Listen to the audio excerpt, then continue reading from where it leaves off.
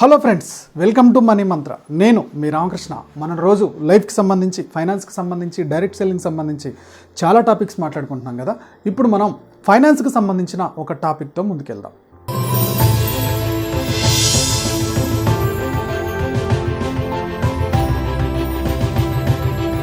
ఈరోజు మనం మాట్లాడుకోబోయే టాపిక్, నెలకి 3,55,000 పెన్షన్ లాగా మనకు రావాలి అంటే మనం ఏం చేస్తే ఈ డబ్బులు వస్తాయి, నెల నెల 3,50,000 మనకి ఎలా వస్తాయి అనేది మనం ఒక స్టెప్ బై స్టెప్ మాట్లాడుకుందాం.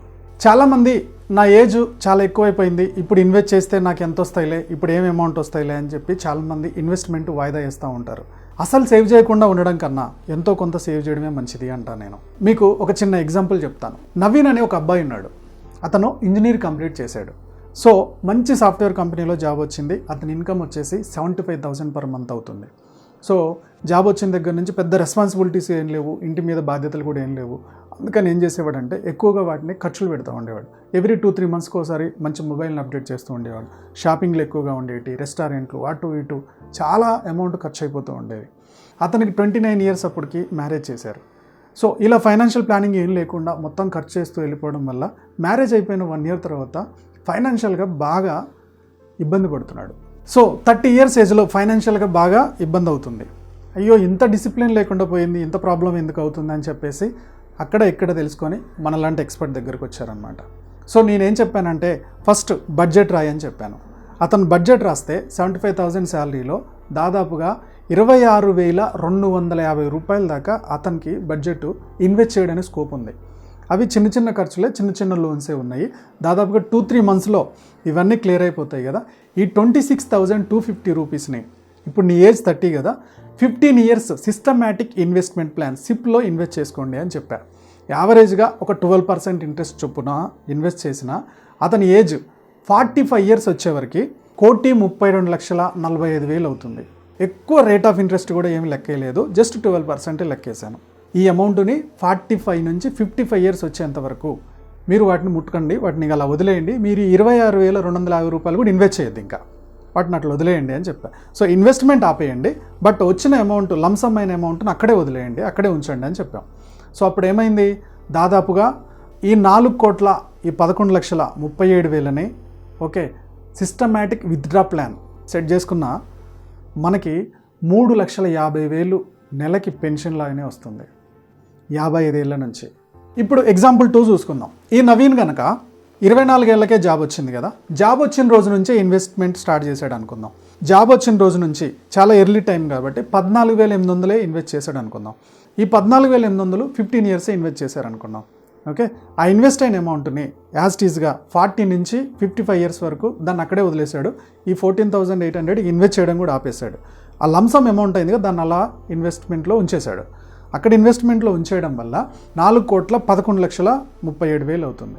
30 ఏళ్ళకి స్టార్ట్ చేసినప్పుడు అమౌంట్ పెరిగింది, 24 ఏళ్ళకి స్టార్ట్ చేసినప్పుడు అమౌంట్ తక్కువే ఇన్వెస్ట్మెంట్ చేశాడు. అందుకని ఇన్వెస్ట్మెంట్ చేయడం అనేది తక్కువ ఏజ్లో స్టార్ట్ చేయడం మంచిది. ఇన్ కేస్ అప్పుడు కుదరలేదు, ప్లానింగ్ లేదంటే కనీసం లేట్ ఏజ్లోనైనా స్టార్ట్ చేయండి. ఇది మీకు సిస్టమేటిక్గా విత్డ్రా చేయడానికి స్కోప్ వస్తుంది. సో ఈ 4,13,37,000 అతను సిస్టమాటిక్ విత్డ్రా ప్లాన్లో కనుక ప్రాపర్గా ప్లాన్ చేసుకుంటే నెలకి 3,50,000 వస్తుంది.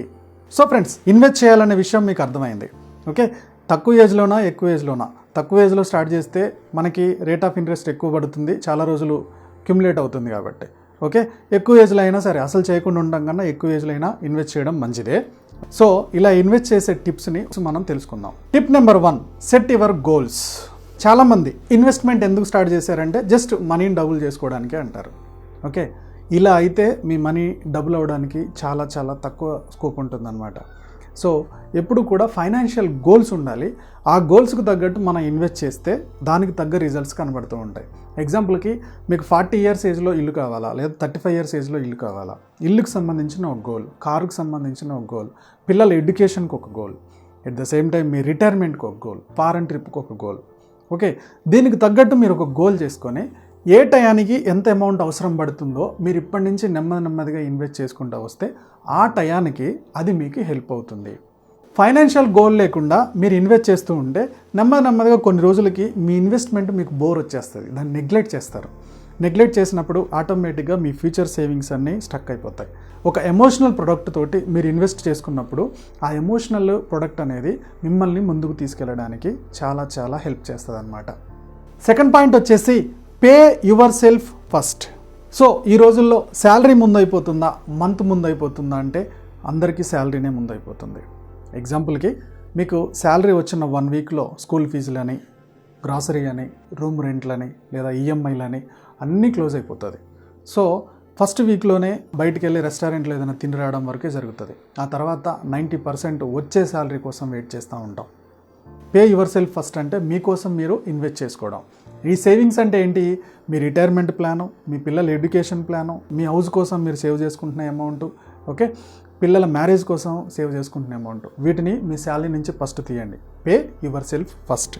తర్వాత మిగిలిన వాటిని ఖర్చు పెట్టండి. ఈ హ్యాబిట్ అలవాటు చేసుకున్నప్పుడు ఖచ్చితంగా 40స్లో 50స్లో ఎలాంటి ఫైనాన్షియల్ టెన్షన్స్ లేకుండా లైఫ్ని లీడ్ చేయొచ్చు. థర్డ్ వన్ వచ్చేసి ట్రాక్ యువర్ ఎక్స్పెన్సెస్. ఖచ్చితంగా మీ ఖర్చులు ఎలా పెడుతున్నారు అనేది ట్రాక్ చేయండి. పెద్ద పెద్ద వాటి మీకు ఖచ్చితంగా లెక్కలు ఉంటాయి. రూమ్ రెంట్ గురించి, స్కూల్ ఫీజు గురించి. చిన్న చిన్న ఖర్చులు మనకి సరిగ్గా గుర్తుండవు, కానీ మంత్ ఎండింగ్ వచ్చేవరకు అవే పెద్దగా కూర్చుంటాయి. ఎగ్జాంపుల్కి మీరు టీకి, కాఫీకి పెడుతున్న ఖర్చులు అయి ఉండొచ్చు, సిగరెట్కి పెడుతున్న ఖర్చులు అయి ఉండొచ్చు, లేదంటే మీరు అప్పుడప్పుడు పిజ్జాకి, బర్గర్లకు పెడుతున్న ఖర్చులు అయి ఉండొచ్చు. ఇవన్నీ కూడా మంత్ ఎండింగ్కి వచ్చేవరకు చాలా బడినై కూర్చుంటాయి. అందుకని ప్రతి పైసా కూడా మీరు రాసి పెట్టండి, నోట్ ప్యాడ్ మీద రాయండి. ఒకవేళ అది కుదరట్లేదా చాలా మొబైల్ యాప్స్ ఉంటాయి. ఓకే, మీరు ఎక్కడ టీకి ఖర్చు పెట్టినా సరే, టీ తాగొద్దని చెప్పట్లే, ఏం ఖర్చు పెట్టినా సరే మీరు ఒకసారి అందులో ఎంటర్ చేయండి. ఎప్పుడైతే యాప్లో ఎంటర్ చేస్తారో మంత్ ఎండింగ్కి వచ్చిన తర్వాత మీకు డేటా కనపడుతుంది. టీలకు ఎంత అయినాయి, టిఫిన్లకు ఎంత అయినాయి, బయట ఖర్చులు ఎంత అయినాయి, వాటిని ఇంట్లో చేసుకుంటే ఎంత ఖర్చు తగ్గేది, ఇవన్నీ మీకు క్లారిటీ వస్తాయి. అందుకని మీరు ఎప్పుడు కూడా ట్రాక్ చేయాలి. ఫోర్త్ పాయింట్ వచ్చేసి be within your budget. మీరు ఎప్పుడైతే బడ్జెట్ ట్రాకింగ్ చేస్తారో మీ అమౌంట్ ఎక్కువ పోతుంది, ఎక్కడ తక్కువ పోతుంది అనేది మీకు క్లారిటీ వస్తుంది. మీకు గ్రాసరీకి ఎంత అవుతుంది, ఈఎంఐకి ఎంత పోతుంది, ఎంటర్టైన్మెంట్కి ఎంత పెట్టాలి, ఇవన్నీ కూడా మీకు క్లారిటీ వస్తాయి. సో అప్పుడు మీరు మీ బడ్జెట్లోనే ఖర్చు పెట్టడానికి స్కోప్ ఉంటుంది. సో బడ్జెట్ రాయమన్నాను కదా అని చెప్పేసి మీరు ఫ్రెండ్స్తో పార్టీకి వెళ్ళొద్దు అనట్లేదు, at the same time entertainment చేసుకోవద్దు అనట్లేదు. అన్నిటికీ కూడా మీ లిమిట్ మీకు గుర్తొస్తుంది. ఓకే, ఈ లిమిట్లో ఎంటర్టైన్మెంట్ ఖర్చు అయిపోయింది, ఇంతటితో ఆగాలి. బయట రెస్టారెంట్కి వెళ్ళే ఖర్చు అయిపోయింది, లిమిట్ దాటిపోయింది, ఈ లిమిట్ ఇంతవరకు ఆగాలి. ఇలా మీకు ఎప్పటికప్పుడు మీ బ్రెయిన్లో క్లారిటీ ఉంటుంది. అలాంటప్పుడు మీ బడ్జెట్లో మీరు కంట్రోల్లో ఉండడానికి స్కోప్ ఉంటుందన్నమాట. సో నెంబర్ 5 వచ్చేసి save minimum 10% of your salary. ఇది నేను చాలా ప్రతి వీడియోలో చెప్తూ ఉన్నాను, మీకు విని బోర్ వచ్చేస్తుంటుంది. అయినా సరే ఇది నేను కంటిన్యూగా ఎందుకు చెప్తున్నానంటే ఏదో ఒక రోజైనా మీ బ్రెయిన్లో ఫిక్స్ అయిపోద్దని. నెక్స్ట్ పాయింట్ వచ్చేసి only make investment that you understand. Warren Buffett ఏం చెప్తారంటే మీరు దేంట్లో ఎక్స్పర్టో దాంట్లోనే మనీ ఇన్వెస్ట్ చేయండి, మీకు తెలని వాటిలలో ఇన్వెస్ట్ చేయకండి అని చెప్తారు. ఓకే, మనకి చెప్పులు కుట్టడం వస్తుందా, చెప్పులు కుట్టే పని మీద ఇన్వెస్ట్ చేద్దాం. మనకి మిషన్ కుట్టడం వస్తుందా, మిషన్ కుట్టే పని మీద ఇన్వెస్ట్ చేద్దాం. అంతే తప్పితే తెలియని వాటిలలో తెలుసుకోకుండా ఇన్వెస్ట్ చేయొద్దు అంటారు. చాలామంది ఈ స్టాక్లో పెట్టండి, ఆ స్టాక్లో పెట్టండి, డబ్బులు ఎక్కువ వస్తాయి, అక్కడ వస్తాయి, ఇక్కడ వస్తాయి అని చెప్తారు. స్టాకులలో పెట్టాలి. ఎప్పుడు పెట్టాలి? మీరు ఆ స్టాక్ గురించి 10 నిమిషాల్లో మొత్తం ఇన్ఫర్మేషన్ ఇవ్వగలుగుతారా? అలాంటప్పుడు మీరు చాలా ఎక్స్పర్టు, మీరు దాంట్లో పెట్టొచ్చు. అలా కాకుండా దాని గురించి ఏమీ తెలియదు, ఫ్రెండ్ ఎవడో నేను పలానా దాంట్లో పెట్టాను, నాకు ఒక 1000 రూపాయలు పెరిగింది, 2000 పెరిగిందంటే మీరు కూడా తీసుకెళ్ళి అందులో పెట్టకండి. మ్యూచువల్ ఫండ్స్ లాంగ్ టర్మ్లో చాలా సెక్యూర్. ఓకే, మ్యూచువల్ ఫండ్స్లో ఇన్వెస్ట్ చేస్తారా, లేదు ల్యాండ్ మీద ఇన్వెస్ట్ చేస్తారా, లేదా గోల్డ్ మీద ఇన్వెస్ట్ చేసుకుంటూ వెళ్తారా, మీకు తెలిసిన విధానాలని చేసుకుంటూనే ఇంకొద్దిగా ఇన్ఫర్మేషన్ తెలుసుకుంటూ మిగిలిన ఇన్వెస్ట్మెంట్కి కూడా వెళ్ళండి. ఒకే ఇన్వెస్ట్మెంట్ మీద ఎప్పుడు వెళ్ళడం కూడా కరెక్ట్ కాదు. మీ పోర్ట్ఫోలియో, మీ మనీ ఇన్వెస్ట్మెంట్ అనేది 4-5 రకాలుగా రావాలి. నెక్స్ట్ పాయింట్ వచ్చేసి avoid the get rich scheme. ఎలాంటి స్కాములలో డబ్బులు పెట్టేసి నేను 1 కోటి రూపాయలు సంపాదించబోతున్నాను, 2 కోట్లు సంపాదిస్తున్నాను, 3 కోట్లు సంపాదిస్తున్నాను అని పిచ్చి వాటిలలో డబ్బులు ఇన్వెస్ట్ చేయకండి. దానివల్ల ఎప్పటికీ రిచ్ కాలేం. లాటరీ టికెట్లు కొంటాం కానీ ఏదైనా స్కీమ్స్లో నువ్వు 1,00,000 రూపాయలు పెట్టు, ఒక 10 మందిని జాయిన్ చేయి, వాళ్ళు 10 లక్షలు పెట్టినప్పుడు నీకు ఎంత వస్తాయి, మీ టీము 100 మంది అయినప్పుడు నీకు 1 కోటి రూపాయల నెల ఎలా వస్తుంది, మీ టీం 200 అయినప్పుడు 2 కోట్లు వస్తాయి. ఇలాంటి స్కాముల్లో ఇన్వాల్వ్ అవ్వకండి. నెక్స్ట్ పాయింట్ వచ్చేసి గెట్ క్రియేటివ్. మీరు జాబ్కి వెళ్ళి వచ్చిన తర్వాత మీ నాలెడ్జ్ని పార్ట్ టైంలో ట్యూషన్ చెప్పగలుగుతారా, లేకపోతే ఎవరికైనా ఆన్లైన్ క్లాసులు చెప్పగలుగుతారా, లేకపోతే అఫిలియేట్ మార్కెటింగ్ చేస్తారా, లేదంటే నెట్వర్క్ మార్కెటింగ్ చేసుకోగలుగుతారా. బట్ ఇంకొక ఇన్కమ్ అనేది చూసుకోండి. ఒకే ఇన్కమ్ మీద డిపెండ్ అవ్వకండి. నెక్స్ట్ ఇన్కమ్ గురించి ఆలోచించండి. ఓకే, సో నేను ఆల్టర్నేట్ ఇన్కమ్స్ని ఎప్పుడూ ఆలోచిస్తూ ఉంటాను. సో నేను అఫిలియేట్ మార్కెటింగ్ చేస్తాను, నెట్వర్క్ మార్కెటింగ్ చేస్తాను.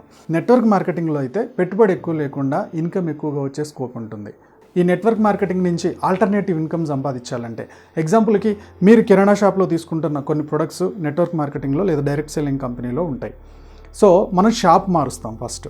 ఈ షాప్ మార్చిన తర్వాత ఈ ప్రొడక్ట్స్ మనం వాడుతుంటే మనకు నచ్చింది అనుకోండి, మన సర్కిల్లో దాన్ని ప్రమోట్ చేస్తాం.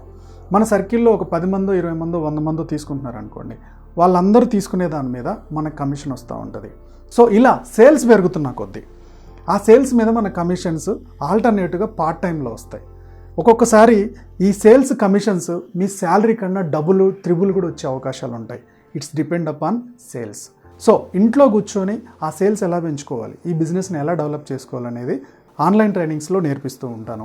మీకు దీని గురించి ఇంకా డీటెయిల్స్ తెలుసుకోవాలనుకుంటే కింద డిస్క్రిప్షన్లో మా వాట్సాప్ గ్రూప్ లింక్ ఇస్తున్నాను, అందులో లాగిన్ అవ్వండి. సో మా టీం మీకు కాల్ చేస్తారు, దీని గురించి ఇంకొన్ని డీటెయిల్స్ మీకు ఎక్స్ప్లెయిన్ చేస్తారు. ఓకే ఫ్రెండ్స్, ఈ టాపిక్ మీకు నచ్చింది అనుకుంటున్నాను. నచ్చినట్టయితే లైక్ చేయండి, కామెంట్ చేయండి, షేర్ చేయండి. నా యూట్యూబ్ ఛానల్ చూస్తున్న నా వ్యూవర్స్, నా సబ్స్క్రైబర్స్ లైఫ్లో ఎప్పుడూ కూడా గొప్పగా స్థిరపడాలని కోరుకోవడంలో మా మనీ మంత్రం ముందుంటుంది. Go self made.